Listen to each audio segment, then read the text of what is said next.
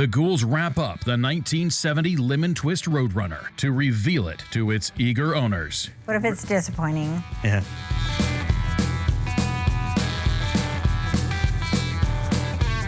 This is the time of year that we always go out and start looking for our new projects for next season and next year. I sent Mike over to Bend to pick up our next one, which is a 1970 Plymouth Roadrunner 383 4-speed Lemon Twist Yellow. What makes this little car cool is it's an identical twin, option-wise, to the one that the guy who has it now had in high school and had to sell because the family always gets in the way. And now it's his time to relive his childhood.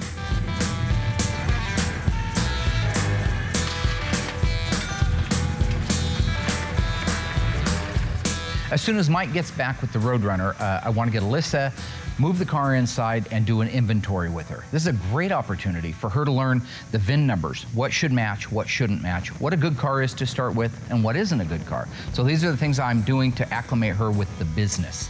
It's also one of the things that we do on every single car before it gets disassembled and sent off to the media blaster. You know, this is a nice little Roadrunner to start with. It's a great example of an older restoration that probably wasn't done by a Mopar expert, but that's why the owner sent it to us, was to get it done right. This is gonna be a twofold learning thing for you. So one is what cars shouldn't look like when they're done getting restored. And it's got to be another car that we inventory so we can have it on our insurance list, so we can have it ready for the disassembly, which needs to happen right away. So first what I want to do is just give it a quick wash, okay? Okay.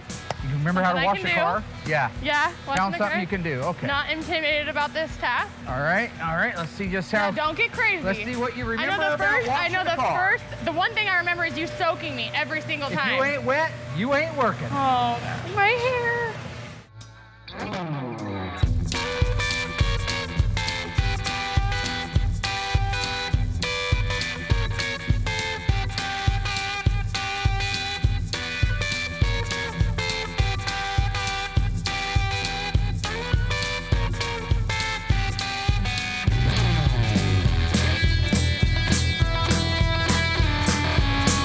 With the Roadrunner washed and documented, Mark walks us through the brake assembly.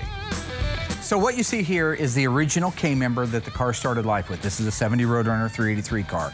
So all the components that are on it, the sway bar brackets, the strut rods, the lower control arms, they look beautiful because we've reconditioned them. We put our brand new PST Performance Suspension Technologies suspension pieces in it, but that is at the point where it's ready for the spindles. And that's what we're going to talk about now. So you see that I have this one marked 70B body drum. This is the point, this is the key point right here. The one in my left hand, this backing plate, this brake drum, these brake shoes. That would give you the manual drum or power drum brake setup.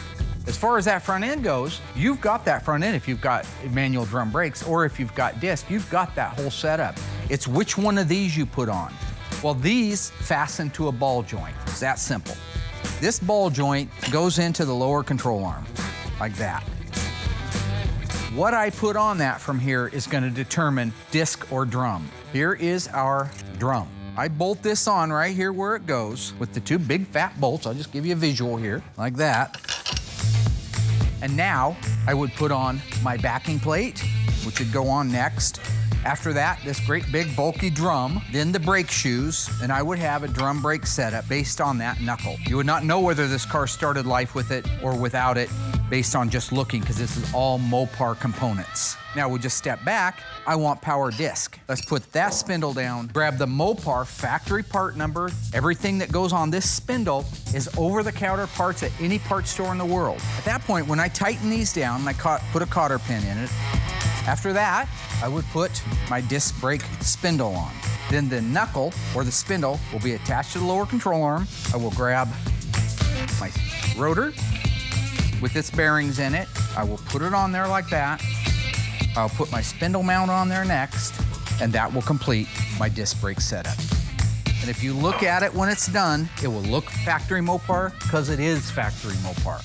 I cannot encourage you enough to stay within the world of Mopar. Stay within the year, the make, and the model of options that could have gone on the car. In the case of the disc brakes, it makes assembling it a piece of cake, because they're all factory pieces that are meant to go together. It makes maintenance of it down the road so much easier. And it just makes sense that you're keeping it all within the family of Mopar.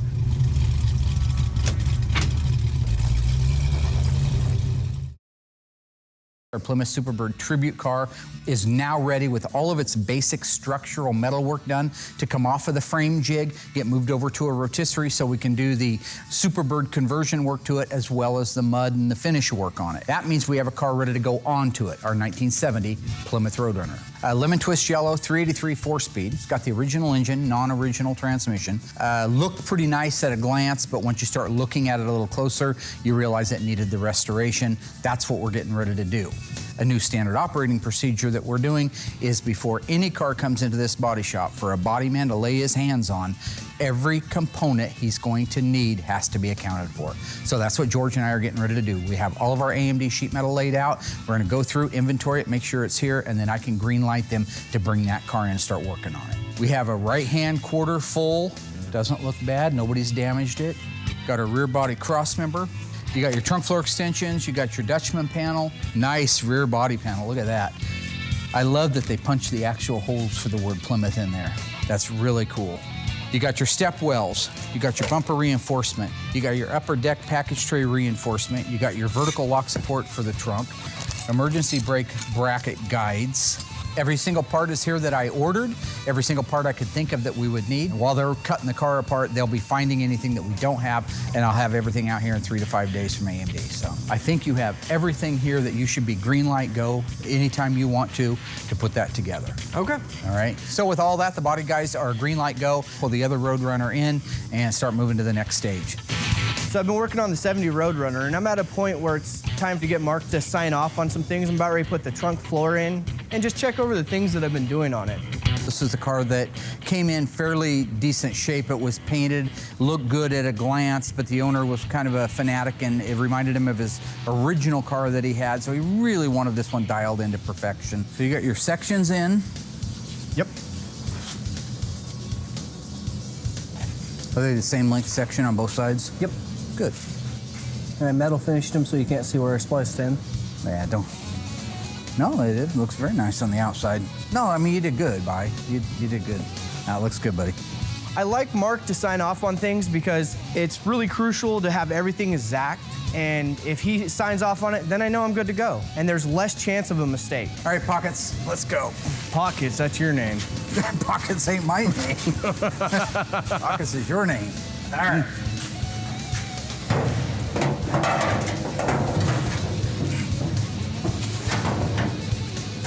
Now here's a little bit of trivia for you, Georgie.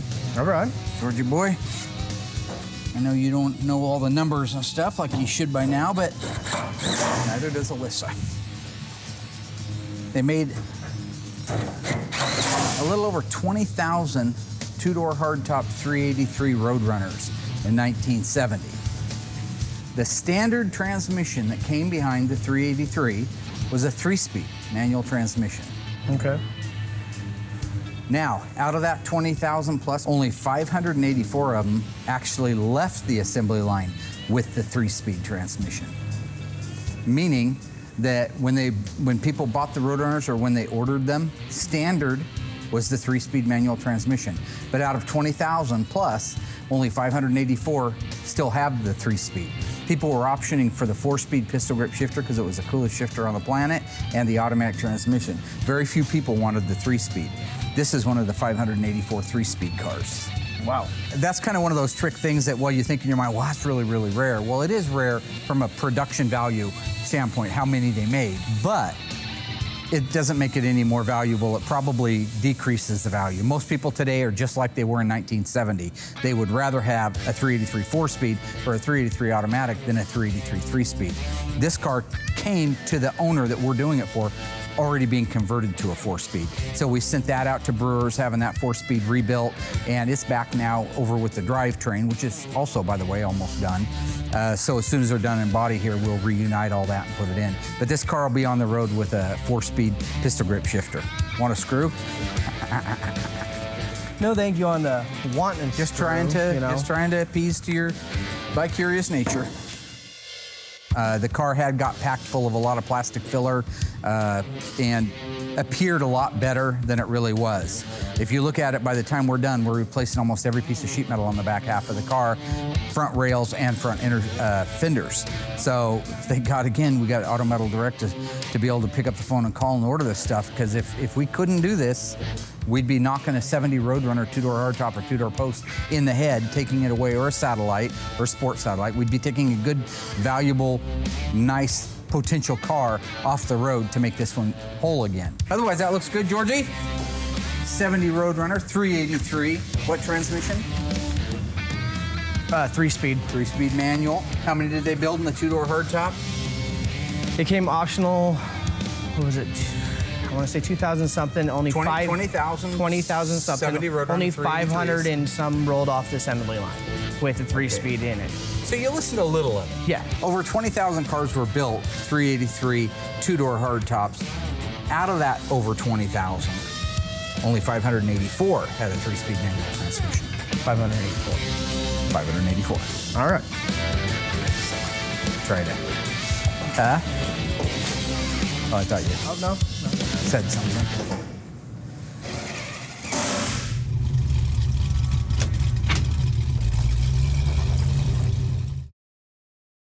I'm very excited about the Roadrunner that's getting ready to be revealed to the Zincs. It's a neat car. It means a ton to those people. It's a very similar car to what he had back in high school. Those are the kind of things that I like the most. Even though it's not a cubic dollar car, I actually enjoy the backstory and what it means to the people more so than the big dollar stuff and all the bragging about what something's worth. So yeah, I'm very excited. With the decals perfectly placed, it's time to get the engine and drivetrain installed.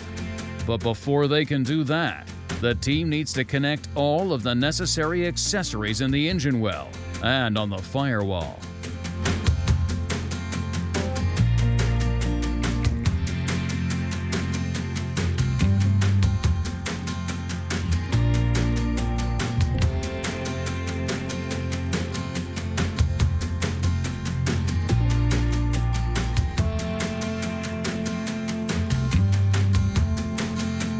Now it's time to begin the installation of the engine and drivetrain.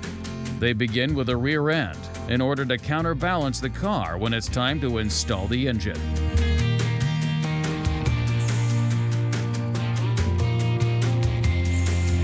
Then, much like the assembly line, the unibody is lowered over the engine and bolted into place.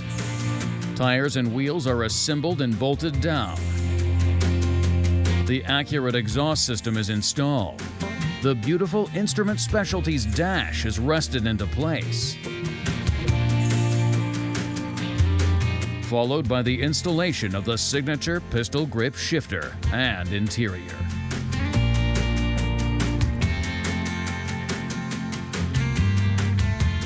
So I've got my 70 Roadrunner all set up and ready to go. I've got my graphics laid out. I'm gonna do my side stripes, which is the dust trail. I have Roadrunner birds, standing Roadrunner bird and running Roadrunner birds I have to apply, as well as the world famous air grabber shark's tooth that go on the side of the N96 air grabber door.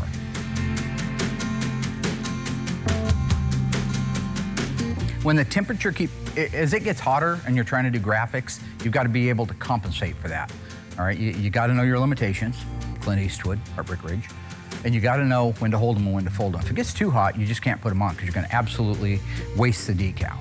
But as long as you're under like 100 degrees or somewhere close to that, what you have to do is you have to get a solution on there that's either thicker, like if I'm using the app gel, I'll put it on real, real heavy so I got a ton of time to play with it. Or if I'm using my soap, my soapiest solution, I'll just add more soap to it so I even have longer for it to set up.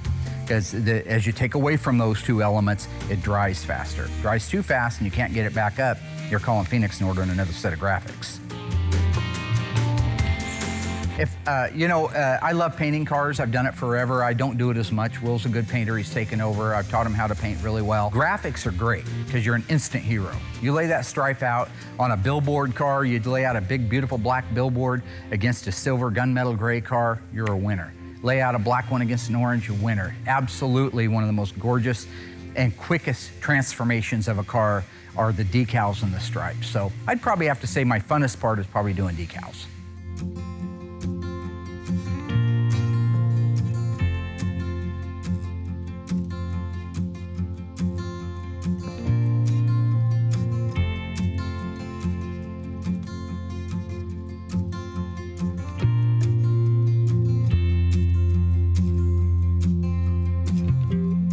The graphics are completely done on a Roadrunner. There's always a little bit of touch-up that has to be done. Will's gonna come in early and do that. But after that, this thing's ready to be revealed.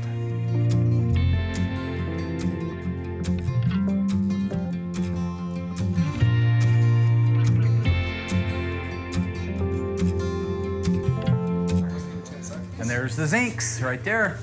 The Zincs are really nice folks. I've met them a few times over the last few years while we're working on their car. It's a happy-looking crowd right there. Hi, how are Haven't you? seen you in a long time. How are you? Good, we're excited. Shelly, good. Terry, the husband, he's a big-time car lover, and the wife just is as sweet as can be, so it's gonna be nice to see him again. Yeah, and we have our nephew and his wife and their daughter visiting, and so we brought them with us up at their first time up to Oregon. So you belong to these two? Yes. Oh, very nice. Yes. So car reveals are my favorite part of our job. We work all year to see the client's face when we give the car back. So it's our motivation behind what we do, and it's the big payoff for us. So I can't wait to see their face when we get their car back. We'll see if we can make some smiles and I think you can. maybe a tear or two. Yeah. I hope so, yeah. People love crying. Y'all love it Yeah. when they cry, right? It's always exciting when customers come to pick up their car. You know, the anticipation of what the car looks like. I don't think they've come out to really check on it at all. They're fairly local, so it's only a couple-hour drive from where they're coming from. But I'm excited for them to get here, check out the car. The paint job, you know, it's just like every other one. It's gorgeous. The car looks good. It's a nice sunny day, and that yellow is really going to pop. All right, let's do it. Let's head out that way. Willie, I'm gonna slip the jab. I'm gonna slip the jab. I don't know. You know, it's funny, I don't get as nervous as I used to during these car reveals. I used to back in the early days, especially, honestly, with some of the old crew and the old team, because there were things that weren't necessarily getting done 100% unless I checked on them. But now I know we're at 100%. All cylinders are hitting, metaphorically speaking. So I'm not nervous about anything. I think that if that owner comes in and sees something that I missed, I want to know about it. I don't want it shuffled under the rug. I want his feedback. And if it's negative or positive, I still want to hear it. You got the magic hat on. I ain't gonna punch a man with a magic hat. Got a magic Frosty and all that, Winterland. The reason we took the car on, it means a lot to him. He had one very similar to it when he was in high school. Okay, so my question is, you had one of these cars almost identical to this years ago. Yeah. When did you buy it? How old were you when you first drove it? I bought it when I was 18 years old. I had a 1970 Plymouth Roadrunner, the lemon twist color Roadrunner, and she was fascinated by the car. She didn't particularly care for me that much, but she loved the yellow Roadrunner, and so it was a way of getting her to go out with me. We ended up getting married in that car. I was racing the car, you know, probably more than I should, and the engine ended up freezing up on us. And we had no money. I mean, both of us were just dirt poor. We ended up saying, well, we've got to get rid of the Roadrunner because we can't afford to fix it. And for about 15 years, I looked around trying to find the car, and I was looking online, and I found this car. It had all the equipment on it that our original car had. So I went ahead and bought the car, and then we contacted Mark and said, you know, we've got this kind of love story with the car, and we wanted to find out if it could be restored. And He said yes. He said yes, and so that's what brought us. Just like me, I said yes. Yeah. Yeah. Well, I'll tell you, we've taken a lot of steps on this thing to make it as original as it would have been on the showroom floor. I know it's not the same car. Yeah. But if you bought a lemon twist yellow N96 air grabber Roadrunner when you were a kid, this is about as close as you're gonna get to it right here. Excellent. So I'm excited to reveal it to you, and I understand you're gonna drive it home from here? We are, yeah. Cool. Yeah, And we're he stuck. retired last week, so now There you go. he'll be driving it. Yeah.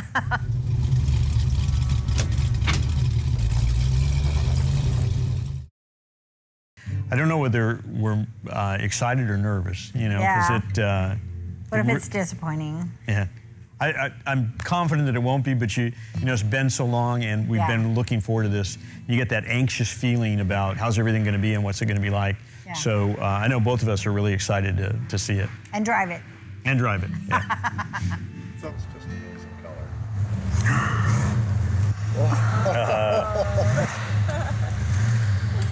What? Oh my gosh, it's beautiful. Oh my What do you think of that? Oh my gosh. Is that gorgeous? It is. Yeah. It's beautiful. Oh my gosh. Pretty amazing, huh? Awesome. It looks brand new. It does. Oh my I know. gosh. Isn't that awesome? It is.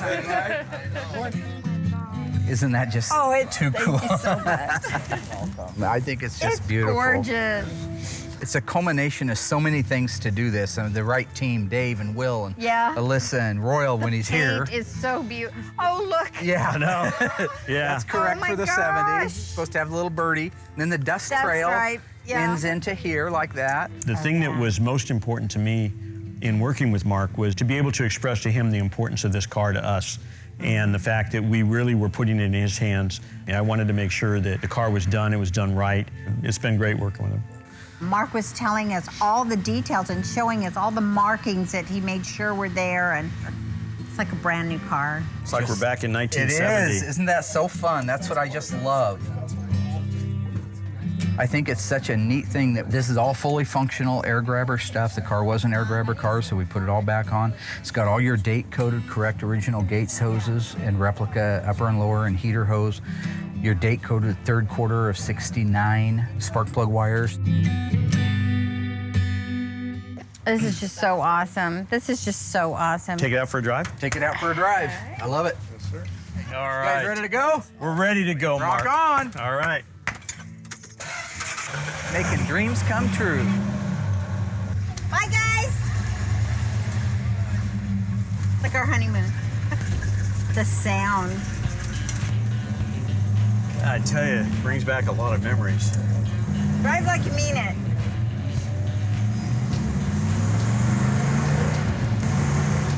Oh, like the good old days. I know, yeah. Feels good. Gosh, it runs great. Wow, it really does. Oh my gosh, worth the wait. Yeah. I'm gonna put up the air grabber, see how that works.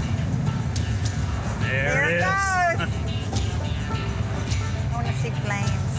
When can you punch it? I want to punch it. Gonna punch it.